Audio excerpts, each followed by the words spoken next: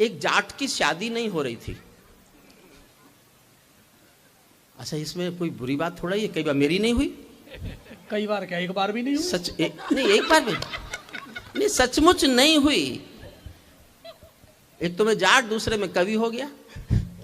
उन्होंने कहा कि वो तो सचमुच, मैं प्रोफेसर बन के गया मुजफ्फरनगर पहले बार, तो वहाँ जाटों का इलाका, पूरा मुजफ्फरनगर जाटों का है। तो जो आता था वो ये सोचता था कि ये अब तक शादी क्यों।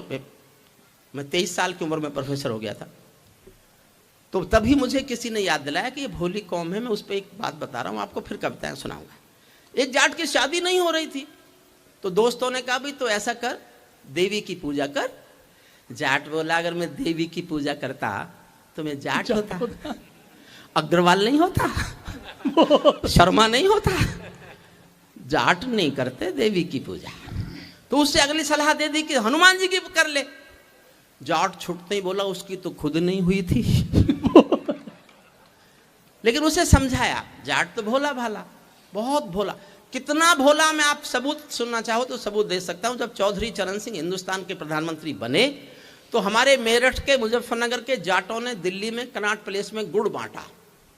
गुड़ बांटते फिरे चौधरी के, लाली मुंह मीठा करो, लाला मुंह मीठा करो। लोगों ने पूछा जी क्या हो गया? बोले घनी बड़ी बात हो गई, मुंह मीठा करो। बोले जी हुआ क्या? होना के था, घनी बड़ी बात हो गई। आज हमारा चौधरी चरण सिंह इंदिरा गांधी हो गया।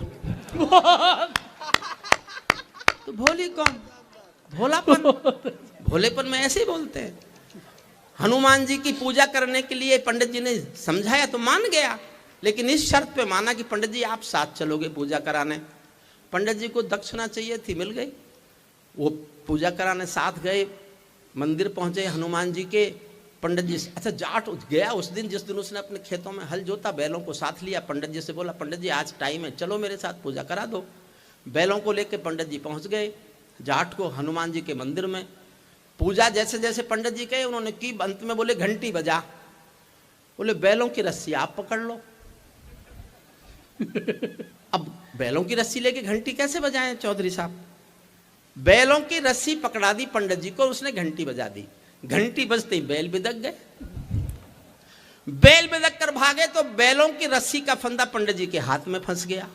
अब आनंद लेना, पूरा सदन ठहाके लगाना। ये अरे साहब मेरी तो हुई नहीं तो मुझे क्यों पहना रहे हो? इसी चक्कर में कि यही सही।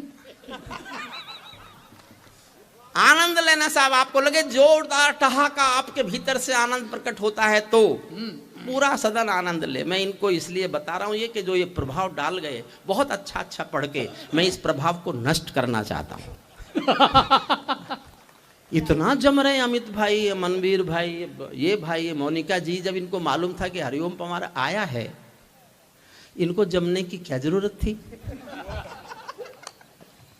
बैलों की रस्सी पंडित जी के हाथ में फंस गई, घंटी बजाई तो बैल बिदक गए। बैल बिदक कर भागे तो पंडित जी फंसे हुए थे, हाथ में रस्सी बंधी हुई थी। पीछे पीछे पंडित जी भी भागे। अब आगे दृश्य ये है, दृश्य का आनंद लेना। आगे बैल भाग रहे हैं, पीछे पंडित जी भाग रहे हैं, उसके पीछे जाट भाग रहा है। रास्ते में देवी का मंदिर था।